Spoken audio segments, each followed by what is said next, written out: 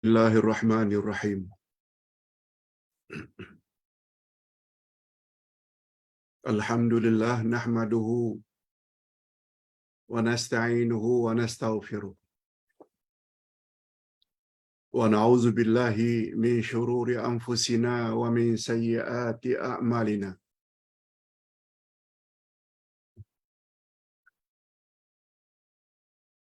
Man yahdihillahu fala mudilla lahu wa man yudlil fala hadiya lahu. Asyhadu an la ilaha illallah wahdahu la syarika lahu wa asyhadu anna Muhammadan abduhu wa rasuluh la nabiyya ba'dah. Allahumma salli wa sallim ala nabiyyina Muhammad wa ala alihi wa sahbihi ajma'in, amma ba'd.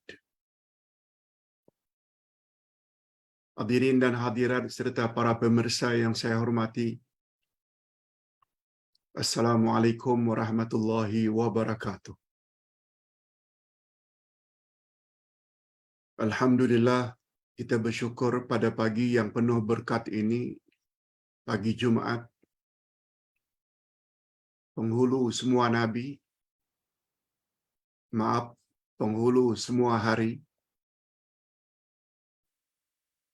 Kita akan tambah lagi ilmu pengetahuan kita berdasarkan ayat-ayat Al-Quranul Karim di bawah tajuk Jangan putus asa terhadap rahmat Allah.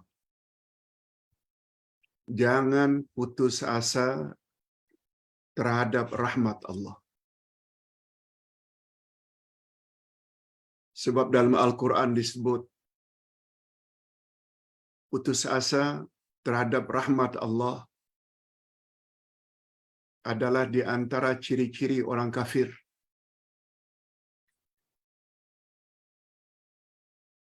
Sebab itu orang Islam, orang yang beriman,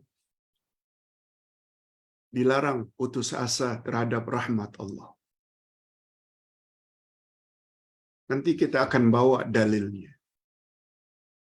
Walau dosa banyak macam manapun yang pernah kita lakukan masa lampau, jangan frus. Jangan frustrasi, kata orang Indonesia.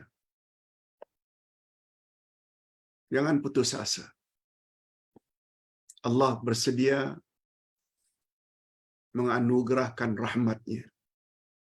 Tapi dengan syarat. Dan syarat-syarat itu disebut oleh Allah dalam Al-Quran. Itu sebabnya Islam agama ilmu. Agama yakin. Bukan agama agak-agak atau taklid buta. No. Islam juga bukan agama nenek moyang yang berasaskan adat kebiasaan. Kan?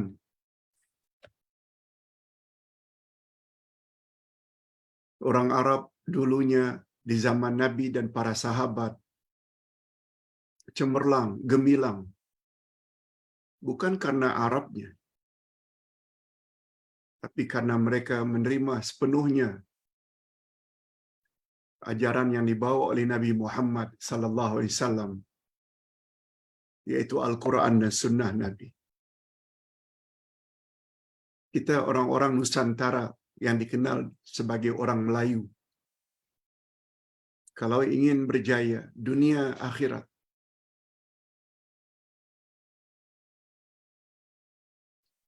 kita mesti ikut jejak langkah Nabi Muhammad dan para sahabat. Jangan terlalu bangga dengan kemelayuan kita. Tak ada apa dengan kemelayuan. Sebagaimana tidak ada apa dengan kearaban. Arab jadi Melayu, Arab menjadi maju, Arab menjadi selamat. Syaratnya ikut Quran dan ikut sunnah Nabi sallallahu alaihi wasallam. Kita orang-orang Melayu juga macam itu. Oleh sebab itu tidak mustahil orang-orang Cina, orang-orang India, orang Kadazan lebih mulia di sisi Allah dari orang Melayu. Andai kata non-Malay mau terima ajaran Allah, sebagaimana orang-orang Arab dahulu terima ajaran Quran dan Sunnah yang dibawa oleh Nabi Muhammad sallallahu alaihi wasallam. Hadirin dan hadirat serta para pemirsa yang saya hormati. Bila ditanya apa dalilnya, Pak Ustaz? Kita dilarang putus asa terhadap rahmat Allah. Dan apa syarat-syarat yang mesti kita ikuti? Setelah tidak putus asa, apa yang kita patut lakukan? Dalam masa lebih kurang 50 minit akan datang ini, kita akan jelaskan dalil-dalilnya dan syarat-syarat agar menjadi insan yang mulia, bahagia dunia dan bahagia akhirat. Mudah-mudahan pelajaran kita pada pagi yang penuh berkat ini, 6 hari bulan Januari 2023 ini, akan memberi kita semacam inspirasi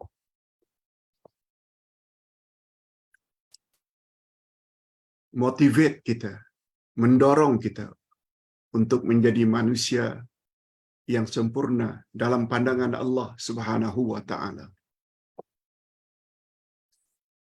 Allah Subhanahu wa taala berfirman. Kita awali dulu dengan ayat 53. A'udzu billahi minasyaitonir rajim.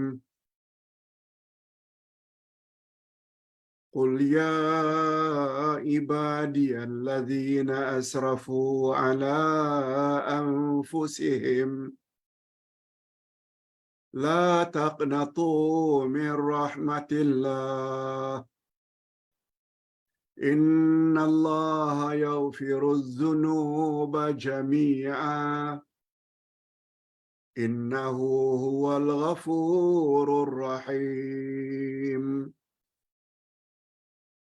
Kita baca ayat itu dulu. Katakanlah, hai Muhammad, kepada umatmu, hai hamba-hambaku. Ini karena Allah suruh Nabi Muhammad sallallahu alaihi wasallam menyampaikan firman Allah. Seolah-olah Allah sendiri yang mengatakan kepada umat Muhammad, hei hamba-hambaku, yang melampaui batas terhadap diri sendiri. Melampaui batas maksudnya yang melakukan banyak dosa. Dosa-dosa besar. Membunuh, minum arak, berjudi, berzina. Hei hamba-hambaku yang telah menzalimi diri kamu sendiri. Maknanya yang banyak melakukan dosa. Jangan putus asa akan rahmat Allah. Sesungguhnya Allah mengampuni dosa-dosa semuanya. Jami'a. Semua dosa. Maksudnya termasuk dosa syirik. Semua dosa. Jami'a. All of. Semua dosa-dosamu.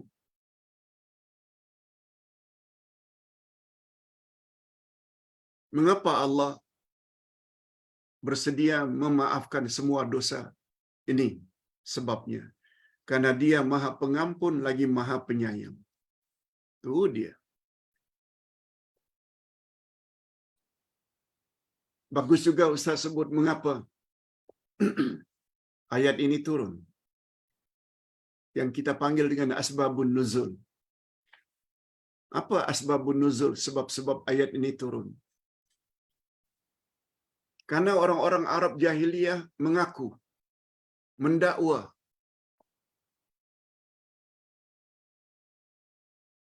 Muhammad kata, kita yang menyembah berhala, minum arak, berjudi, berzina, pasti masuk neraka.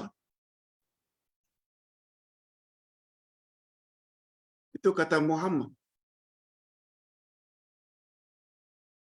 Kalau begitu, untuk apa kita berhijrah? Berpindah dari Mekah ke Madinah, ikut Muhammad. Untuk apa kita memeluk Islam?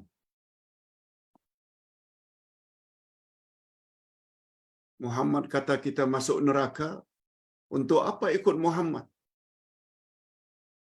Yang kita selama ini telah menyembah berhala, minum arak, berjudi, berzina. Untuk apa kita ikut Muhammad? Untuk apa kita ikut berhijrah, meninggalkan Mekah ke Madinah? Tak ada guna.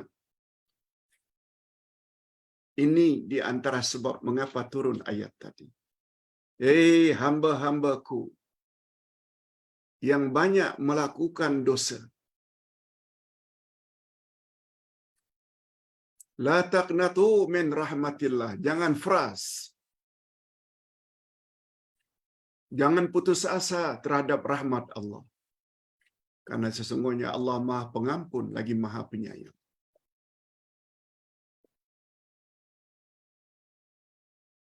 Ayat ini, hadirin dan hadirat serta para pemirsa yang saya hormati, walaupun pada asalnya ditujukan kepada Abu Jahal, Abu Lahab dan konco-konconya, penentang-penentang utama ajaran Nabi Muhammad pada permulaan Nabi Muhammad diangkat menjadi rasul, walau pada asalnya ayat ini untuk mereka, tapi dalam kaedah ilmu tafsir, al-ibrah bi'umumil alfaz la bi khususil asbab. Segala pengajaran dalam Al-Quran adalah seumum lafaznya. Ia bukan khas untuk orang-orang yang karenanya ayat itu diturunkan. Itu dia kaedah ilmu tafsir yang utama. Jadi termasuklah kita orang Melayu ke, kita orang Jawa ke, kita orang Palembang ke, kita orang Minang ke, kita orang Aceh ke, kita orang Bugis ke, kita orang Banjar ke, termasuk ke dalam larangan ayat ini. Seolah-olah, hei sekalian umat Muhammad, tak kira apa bangsa dan sukumu, jika kamu melakukan banyak dosa, berzina, berjudi, minum arak, dan lain-lain, termasuk syirik, jangan fras. La taqnatu min rahmatillah.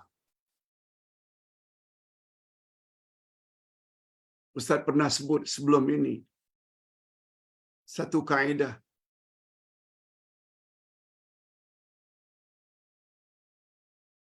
yang cukup menggembirakan kita golongan lansia, lanjut usia.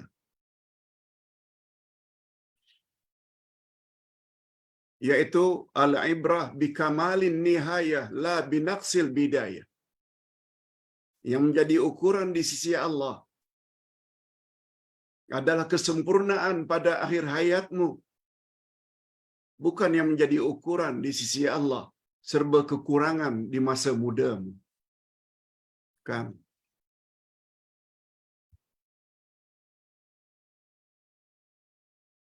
Oleh sebab itu, banyak macam mana pun dosa yang pernah kita lakukan zaman silam ketika masih muda, tidak tutup aurat, pernah berzina, minum arak, berjudi, pernah minta-minta kepada wali-wali, keramat-keramat tertentu, yang itu semua adalah syirik, percaya kepada ramalan bomo, yang semua itu adalah syirik. La tay'as min rahmatillah. La taqnatu min rahmatillah. Jangan putus asa terhadap rahmat Allah. Bertobatlah segera. Tobat maknanya kembali ke pangkuan Allah.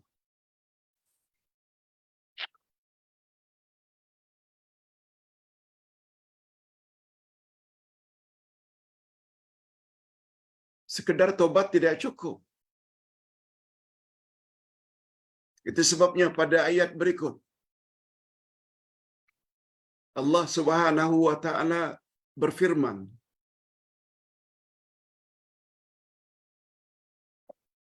apa kata Allah pada ayat berikut? Ini adalah syarat supaya dosa kita dihapuskan oleh Allah. Kita baca ayatnya. Wa anibu ila rabbikum wa aslimu lahu min qabli an ya'tiyakumul azab summa la tunsarun. Cuba dengar baik-baik. Ustaz tidak baca buku ini ya. Sebab bila baca akan banyak makan masa. Apalagi Ustaz yakin bapa-bapa dan ibu-ibu serta para pemirsa dah baca pun tadi malam. Telah baca pun tadi pagi setelah subuh. Sebabnya Ustaz akan sebut secara ringkas. Setelah tidak putus asa akan rahmat Allah karena dosa yang banyak pernah kita lakukan, apa selanjutnya kita perlu lakukan? Itu syarat. Bukan sekedar tobat. Coba dengar terjemahannya. Bukan demikian.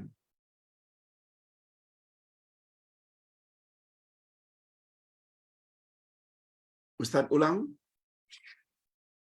Apa kata Allah pada ayat berikut?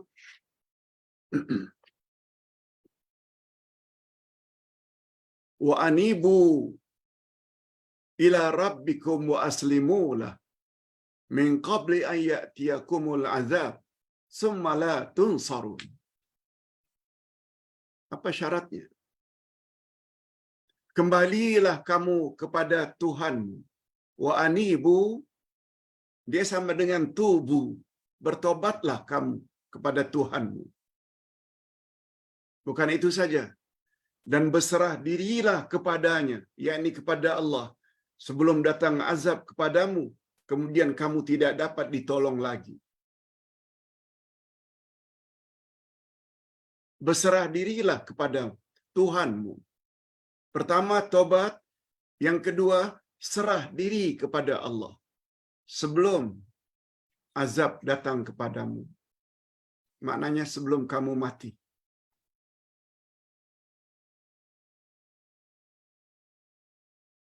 Kemudian kamu tidak dapat ditolong lagi.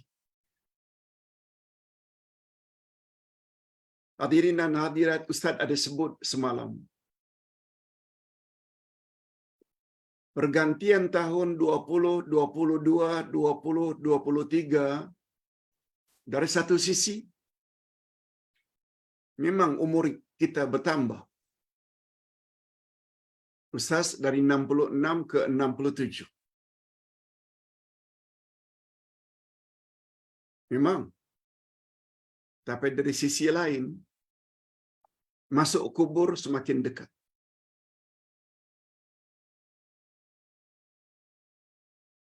Berhadapan dengan pertanyaan mukar wa nakir dalam kubur, man rabbuka wa man nabiyuka wa ma dinuka, semakin hampir.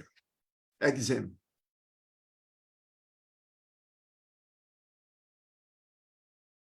Itu sebabnya Allah kata, selain kamu tobat pada Allah dengan tobat nasuha, dan ingat syarat tobat nasuha ada 3.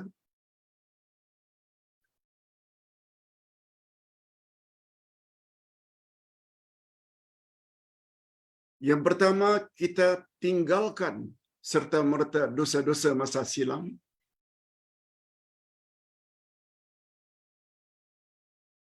Kalau peminum arak, tak minum arak lagi. Kalau penjudi, tidak berjudi lagi. Kalau berzina, tidak berzina lagi.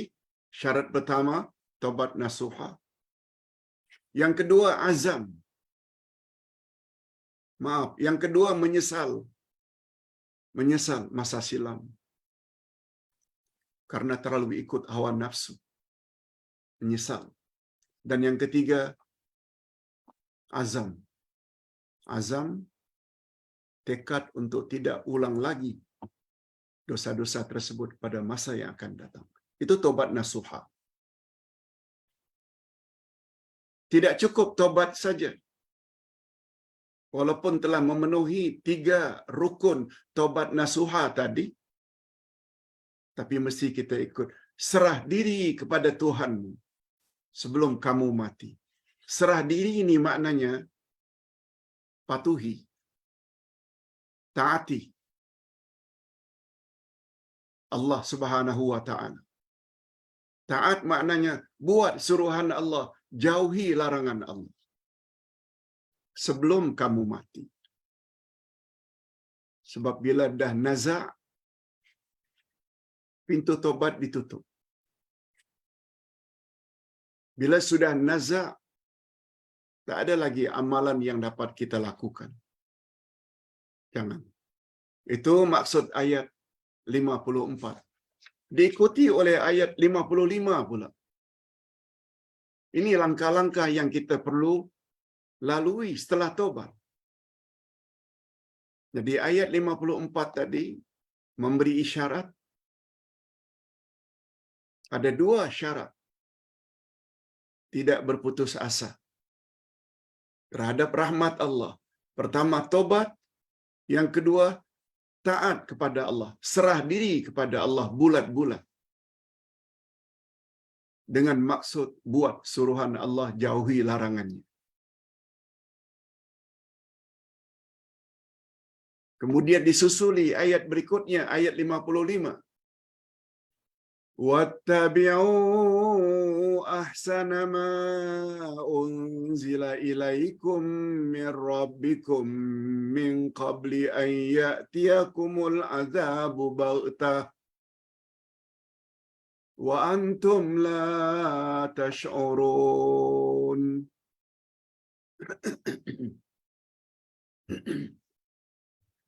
Apa pula maksud ayat ini? Wattabi'u.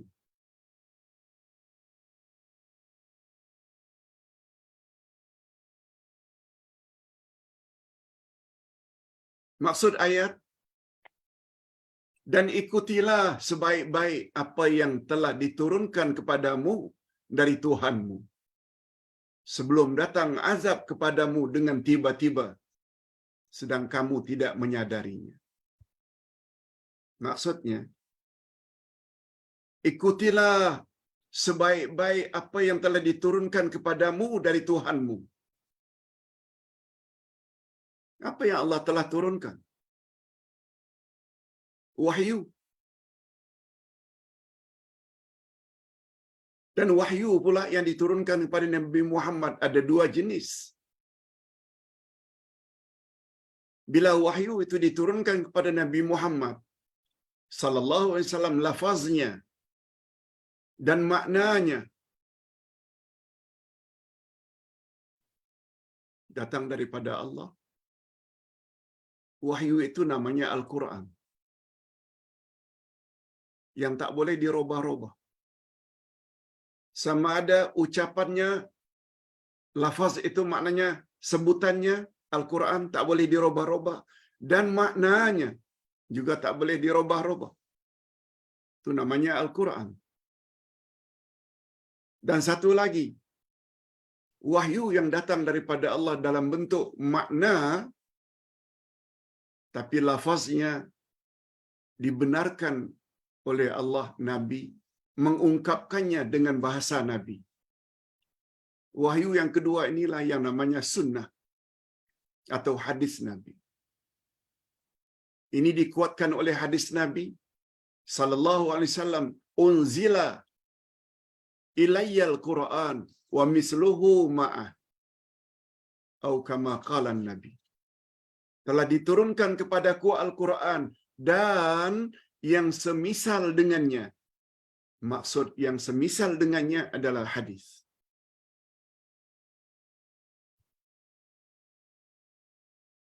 Sebabnya,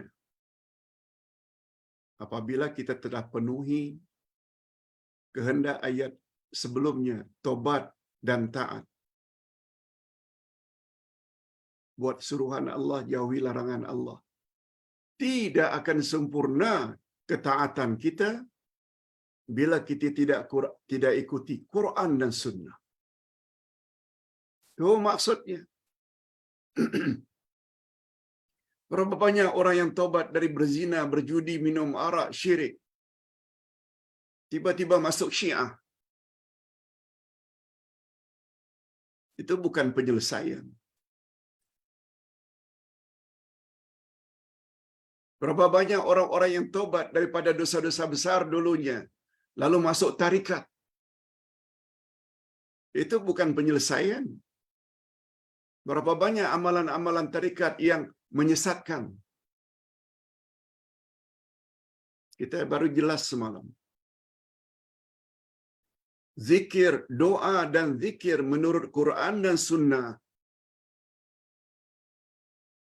Hendaklah zikir dan doa itu diucap dengan perlahan-perlahan, dengan merendah diri, merendah hati, tawadhu, khusyuk, bukan dengan melaungkan, memekakkan atau dengan suara lantang, dunal jahri. Zikir dan doa tidak boleh dengan suara yang kuat. Dunal jahr. Ikut, lihat pelajaran semalam. Allah yang cakap. Berdoalah, berzikirlah kamu dengan suara yang rendah. Dengan penuh rendah diri, rendah hati, khusyuk. Sesungguhnya Allah tidak peka. Sesungguhnya Allah tidak jauh. Dia maha mendengar. Untuk apa terpekik terpukau? Sebagaimana amalan setengah-setengah orang-orang tarikat sesat. Ada kaitan pelajaran semalam dengan pelajaran hari ini. Ustaz ulang sekali lagi, sekedar tobat dan taat pada Allah tak cukup. Kalau ketaatan itu sekedar taklid buta, ikut-ikutan, tanpa mengetahui dalil, hujah dari Quran dan Sunnah. Itu sebabnya ayat 55 menyebut, ikutilah apa yang terbaik yang telah diturunkan kepadamu. Yang diturunkan itu kata ulama tafsir adalah Al-Quran dan Sunnah. Sebab itu yang terbaik. Quran tidak ada yang boleh diragukan.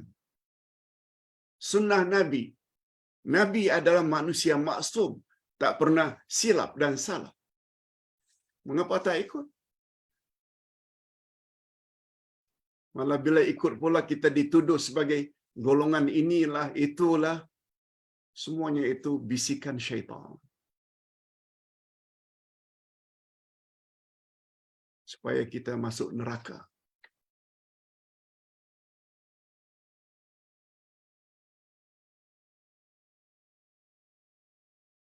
Apalagi salafus salih pernah berkata, al-ilmu ma qala Allah wa ma qala Rasul. Ilmu adalah apa yang Allah firmankan dan apa yang Rasul sabdakan. Dia lagi-lagi merujuk pada Al-Quran dan As-Sunnah.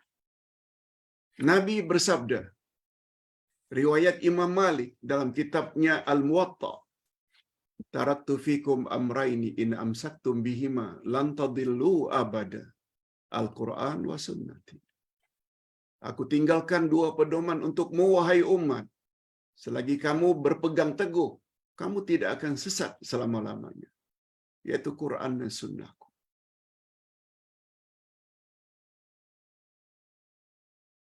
Berapa ribu kali Ustaz sudah sebut perkara ini. Tapi yang tak faham tetap saja tak mau faham. Ustaz harapkan mudah-mudahan para jemaah sekalian dan para pemirsa dapat memahami hakikat ini. Mari Kita jadikan tahun 2023 ini menjadi tahun terbaik berbanding tahun-tahun sebelumnya. Membuat diri kita lebih dekat kepada Quran dan Sunnah. Lalu apa kata Allah? Semua itu mesti dilakukan. Pertama, jangan putus asa akan rahmat Allah. Ayat 53. Yang kedua, bertobatlah segera kepada Allah. Dan taatilah Allah. Itu ayat 54. Ayat 55, lihat cantiknya. Ikutilah apa yang terbaik yang telah diturunkan kepadamu, yaitu Quran dan Sunnah. Sebelum kedatangan mati, sedangkan kamu tidak menyadarinya. Nah, itu semua perlu dilakukan. Mengapa?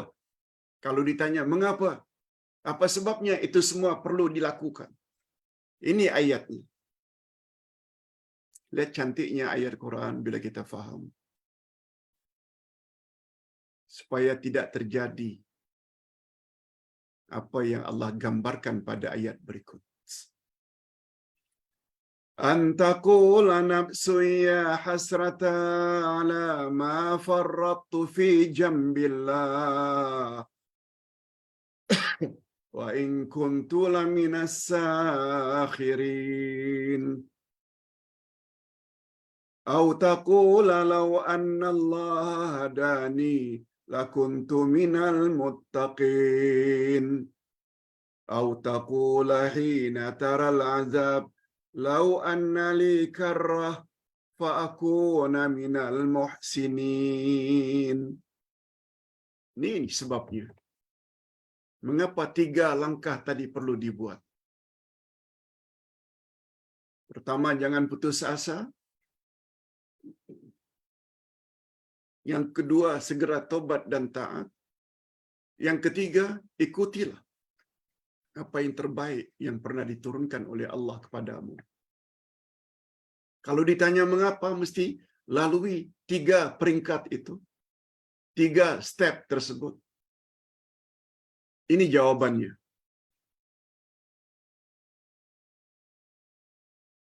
Supaya jangan ada di antara kamu kelak pada hari kiamat yang berkata. 3 perkara dirangkum sekali. Supaya hari kiamat nanti jangan ada yang berkata,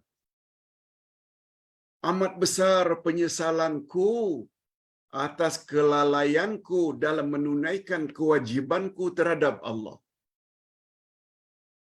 Maknanya, supaya kamu lakukan itu, supaya kamu kelak jangan menyesal pada hari kiamat. Sedang kamu termasuk orang-orang yang memperolok-olokkan agama Allah. Ini gelar orang yang bawa ayat Quran, bawa hadis Nabi, Wahabi, sesat.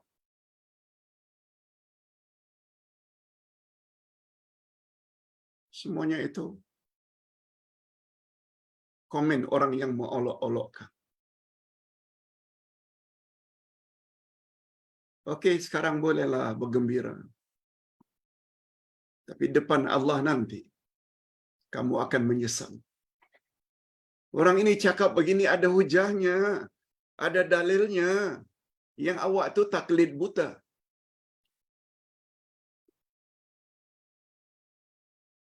Ditambah pula ustaz-ustaznya apabila ditanya dalil, jangan tanya. Itu di antara ciri-ciri Wahabi. Na'udzubillah. Ini maksudnya.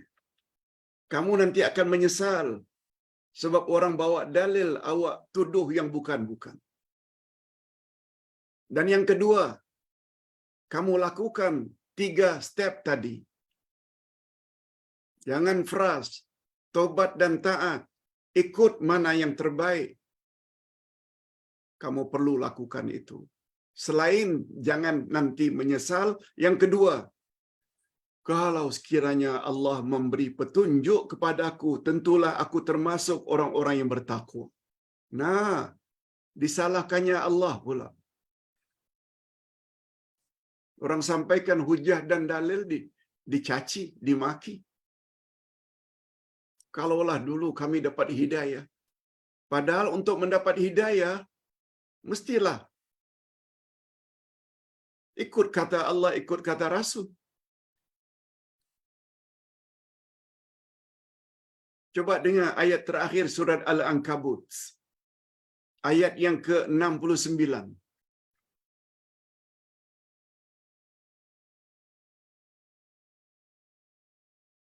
Apa kata Allah? Walladzina jahadu fina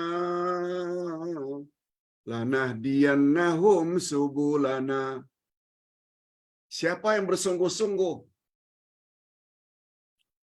di dalam jalan kami, yakni jalan Allah, sebagaimana yang Rasul sampaikan, pasti kami akan beri hidayah mereka kepada jalan-jalan kami itu.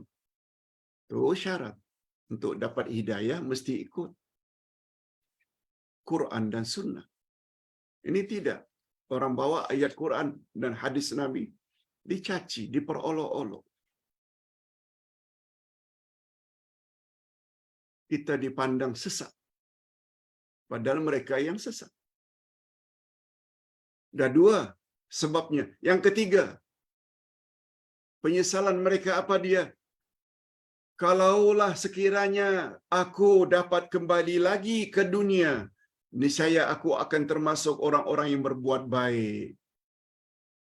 Niscaya, kalaulah aku yang sudah ada di hari kiamat ini boleh balik lagi ke dunia, aku akan buat macam yang Ustaz itu sebut. Ayat Quran, dalil-dalilnya lengkap.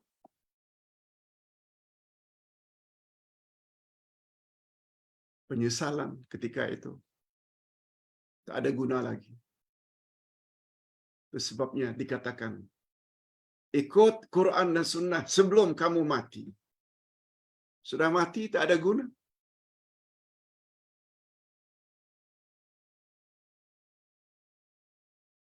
Sesal dahulu pendapatan, sesal kemudian tidak berguna. Masih ingat pepatah orang tua? Berakit-rakit ke hulu, berenang-renang ke tepian.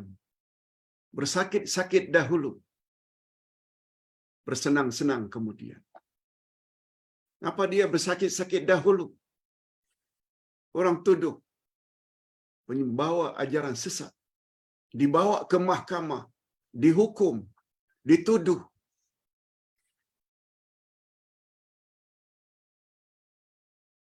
Tak ada masalah. Selagi kita yakin kita di atas kebenaran, tuduhlah. Ini namanya bersakit-sakit dahulu. Berenang-renang ke tepian, bersenang-senang kemudian hari. Sebab kita akan berhadapan dengan mahkamah ilahi. Mahkamah Tuhan. Allah sebagai hakimnya. Nabi Muhammad sebagai saksi dipanggil untuk menentukan benar tidaknya amalan umat. Pada hari itu.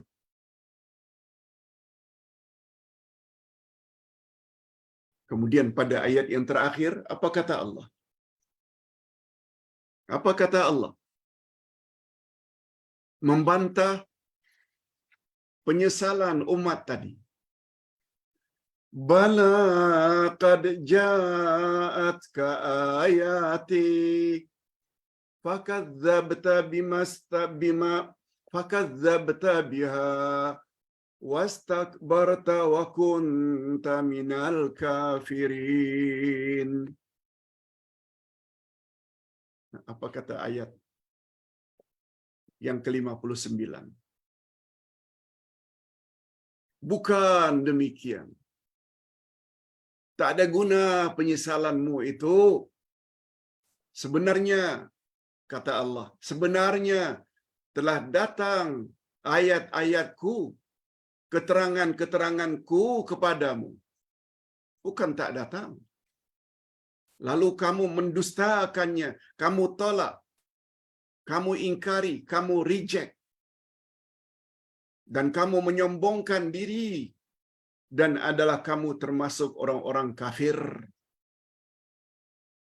Kafir di sini bukan maknanya non-Muslim, termasuk orang Islam. Kafir maknanya ingkar, menolak. Berapa banyak orang Islam disampaikan ayat Quran tolak? Berapa banyak orang Islam dibawa hadis Nabi yang sahih ditolak? Itu istilah kafir. Kafir maknanya bangkang. Karena hatinya sudah tertutup daripada mendapat hidayah Allah. Na'udzubillah min dzalik.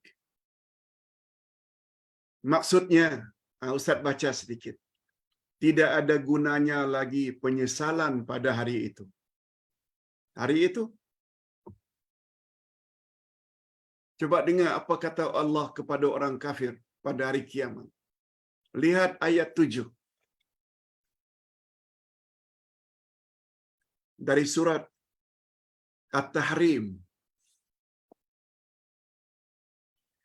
Ya ayyuhalladzina kafaru la ta'tadzirul yawm innama tujzauna ma kuntum ta'malun.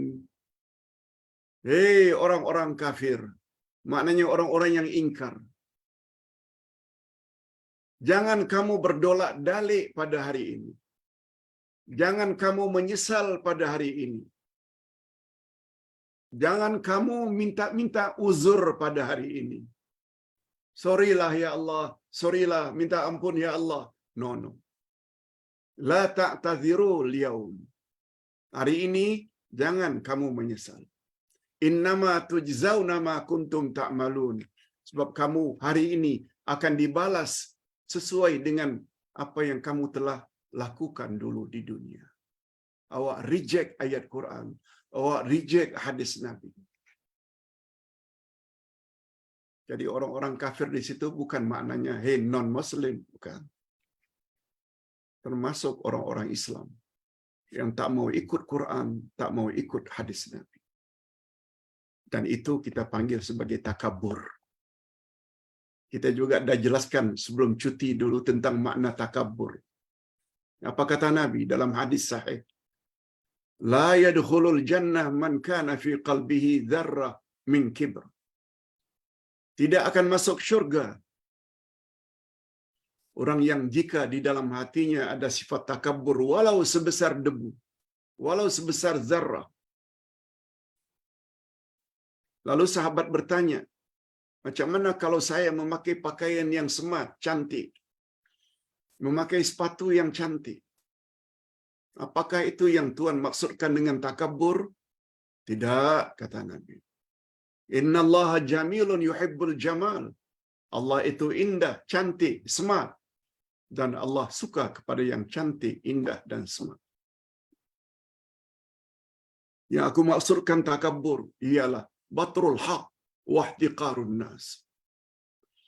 Yang aku maksudkan takabur, penghalang seseorang masuk syurga, adalah menolak kebenaran. Betul tak apa yang ada dalam Quran semuanya benar belaka? Zalikal kitabul la raiba fi hudal lil muttaqin. Inilah Quran, tidak ada keraguan sedikit pun di dalamnya, pedoman bagi orang yang bertakwa. Menolak Quran maknanya menolak kebenaran. Menolak Quran itulah makna sebenar takabur. Baru yang kedua makna takabur, merendah-rendahkan manusia lain. Bapak-bapak dan ibu-ibu, kita berdoa pada hari Jumaat yang di dalamnya ada satu timing, tak seorang pun berdoa kecuali Allah kabulkan. Ya Allah, hindarkan kami daripada sifat takabur, yaitu menolak kebenaran Quran dan sunnah Nabi yang sahih. Jadikanlah kami, ya Allah, ke dalam golongan orang-orang yang senantiasa berkata, bila disampaikan ayat Quran dan hadis Nabi yang sahih, sami'na wa ata'na. Kami dengar dan kami taati. Amin ya rabbal alamin. Ustaz ulang sedikit. Tidak ada gunanya lagi penyesalan pada hari itu. Sesungguhnya telah datang kepadamu penjelasan-penjelasanku di dunia melalui lisan Rasulku, yaitu Nabi Muhammad. Dan dibacakannya pula kitabku kepadamu, yakni Al-Quran. Dan dia telah pun mengingatkan kepada kamu janji baik dan janji buruk. Siapa buat-buat begini, dia akan masuk syurga. Siapa buat-buat begini, dia akan masuk neraka. Nabi juga telah menyampaikan tabsyir, iaitu berita gembira dan peringatan. Tetapi sayangnya, kamu telah mendustakannya dan sombong terhadap ajarannya. Kamu sebenarnya telah melakukan amal orang kafir dan mengikuti jejak langkah mereka yang ingkar dan durhaka terhadap Allah.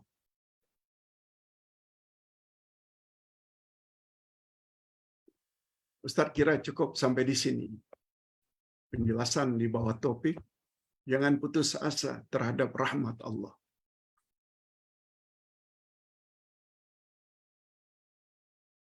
Ustaz kira penjelasan tadi cukup jelas.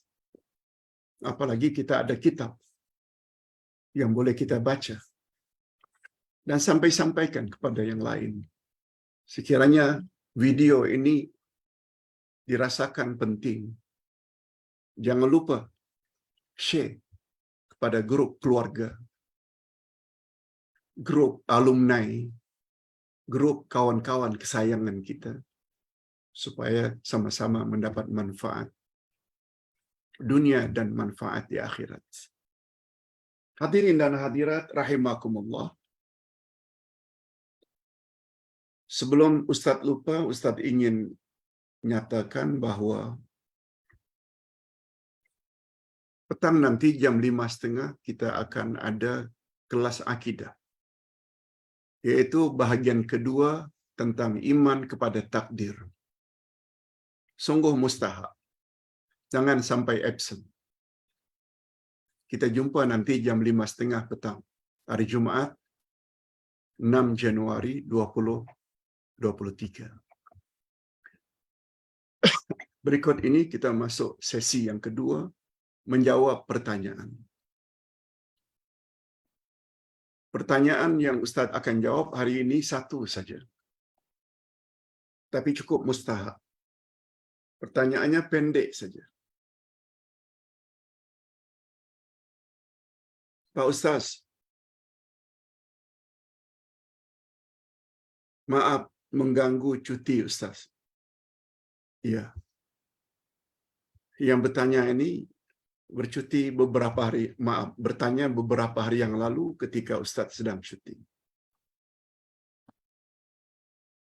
Ada satu soalan saya, Pak Ustaz. Bolehkah bapa susuan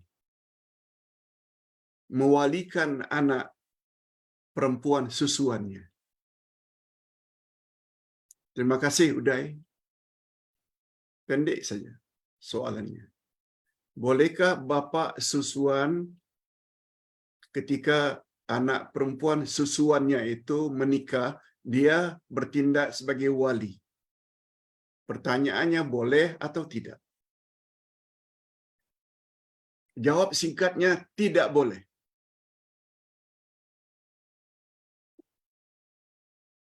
Hadirin dan hadirat, kalau Ustaz ingin luaskan sedikit jawaban soalan ini, rukun nikah ada 4. Laki-laki, perempuan,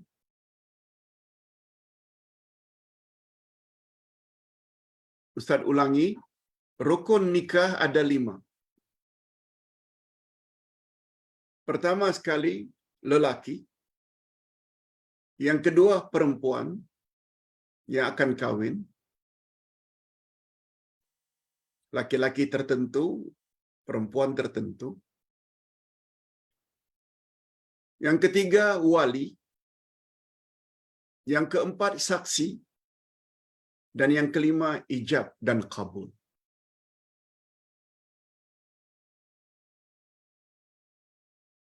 Satu di antara 5 rukun ini adalah wali. Rasul sallallahu alaihi wasallam bersabda, "La nikaha illa biwaliyin wa syahidai adlin." Tidak sah pernikahan kecuali dengan seorang wali dan 2 orang saksi. Nah, 2 rukun ada di dalam hadis ini. Tidak sah tanpa wali, tidak sah perkawinan tanpa saksi.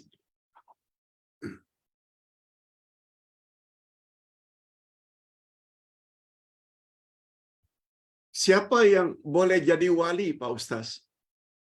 Yang boleh jadi wali terhadap anak yang akan kawin adalah bapaknya, bapak kandung, abangnya, angkelnya, atuknya. Banyak. Itu susunan wali-wali yang boleh jadi wali. Kalau semua itu tidak ada, Pak Ustaz, bolehkah orang lain? Boleh. Yaitu wali hakim. Sebab Nabi bersabda, "As-sultanu waliyun liman la waliyalah." Sultan maksud di sini adalah hakim.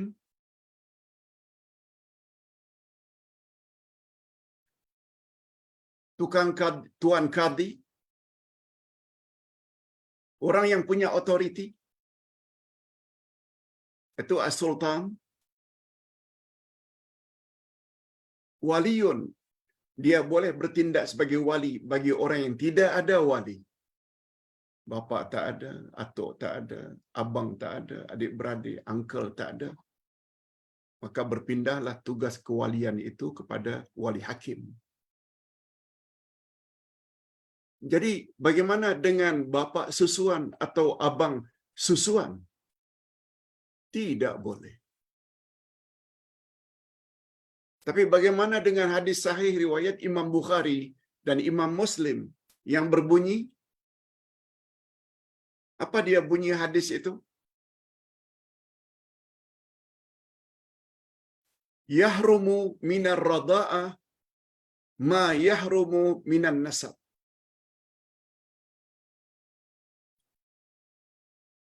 Pengharaman karena susuan sama dengan pengharaman karena keturunan. Hadis itu tidak berkaitan dengan wali.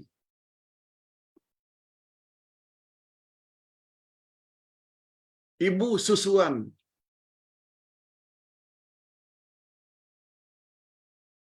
bila anak susuan itu lelaki, dia boleh melihat aurat ibunya. Tidak haram, itu maksudnya. Sebagaimana tidak haram melihat ibu kandung, macam itulah tidak haram melihat ibu susuan. Begitu juga bapa susuan. Tidak haram melihat aurat anak perempuan susuannya. Hatta musafir boleh. Statusnya sama dengan status bapa kandung dalam masalah pengharaman. Sebagaimana tidak haram melihat aurat ibu, bapa, adik-beradik, laki-laki perempuan, seperti itulah hukum berlaku kepada ibu bapa dan adik-beradik susuan. Bukan dalam masalah kewalian. Tak boleh. Itu jawaban Ustaz, mudah-mudahan ada manfaatnya. Sekali lagi Ustaz ingin umumkan atau ingatkan petang nanti jam 5.30 kita akan belajar akidah. Tentang rukun iman yang ke-6, siri yang kedua. Iman kepada takdir. Kita akhiri dengan doa. Alhamdulillahirabbil alamin. Wassalatu wassalamu ala asyrafil anbiya'i wal mursalin wa ala alihi wa sahbihi ajma'in. Rabbana ighfir lana dzunubana wa liwalidina warhamhum kama rabbawna shighara. Rabbana hab lana min azwajina wa dzurriyyatina qurrata a'yun waj'alna lil muttaqina imama. Ya Allah, ya Tuhan kami bersyukur kepadamu yang telah menyelamatkan anak kami yang berangkat ke Abu Dhabi. Telah tiba dengan selamat beberapa jam yang lalu. Alhamdulillah, kami bersyukur ya Allah, karena mereka punya perjalanan lancar dan sampai ke destinasi dengan selamat. Kami juga mohon kepadamu ya Allah, kiranya Engkau lancarkanlah perjalanan semua jemaah-jemaah kami, tak kira ke mana mereka pergi, khasnya mereka yang pergi umrah. Birahmatika ya arhamar rahimin. Ya Allah, Engkau adalah Tuhan kami, oleh sebab itu berilah kami sifat istiqamah. Ya Allah, pergantian tahun dari 2022 ke 2023, jadikanlah tahun baru 2023 ini menjadi tahun yang lebih baik bagi kami berbanding tahun-tahun sebelumnya. Ya Allah, hindarkanlah daripada kami sifat putus asa terhadap rahmat-Mu. Sebab Engkau Maha Pengampun lagi Maha Penyayang. Ampunkanlah segala dosa-dosa kami pada masa silam, ya Allah. Terimalah tobat kami. Doronglah kami untuk senantiasa taat kepadamu. Buat suruhan-Mu, jauhi larangan-Mu. Berpandukan Quran dan Sunnah. Sehingga kelak pada hari kiamat kami tidak menyesal sebagaimana yang Engkau telah jelaskan di dalam pencerahan tadi. Birahmatika ya arhamar rahimin. Ya Allah, segala kisah dan cerita yang Engkau sampaikan walaupun menyangkut perkara-perkara masa yang akan datang pada hari kiamat, kami yakin kisah itu adalah benar belaka. Tidak sedikit pun yang boleh diragukan. Sesuai dengan firman-Mu, Zalikal kitabu la raiba fihi hudan lil muttaqin. Inilah kitab Quran, tidak ada sedikit pun keraguan di dalamnya. Pedoman bagi orang-orang yang bertakwa. Kami sungguh yakin ya Allah, hanya orang-orang yang bertakwa akan berjaya. Sesuai dengan firman-Mu dalam surat An-Naba, amma yatasaalun, ayat yang ke-31. Inna lil muttaqina mafaza. Sesungguhnya untuk orang-orang yang bertakwa, mafaza, yaitu kemenangan dan kejayaan. Lebih-lebih lagi di akhirat nanti. Dan atas dasar itu pula lah kami namakan sekolah yang kami bina, masjid yang kami bina dengan mafaza, maknanya kejayaan atau kemenangan. Kami harap ya Allah, kiranya kejayaan kami bukan hanya di dunia atau hanya di akhirat, tetapi kami juga menginginkan agar Engkau limpahkan kepada kami kejayaan di dunia, kejayaan di alam barzakh, dapat menjawab semua soalan mukar wa nakir dengan baik, dan lebih-lebih lagi masukkan kami ke dalam syurga Firdaus.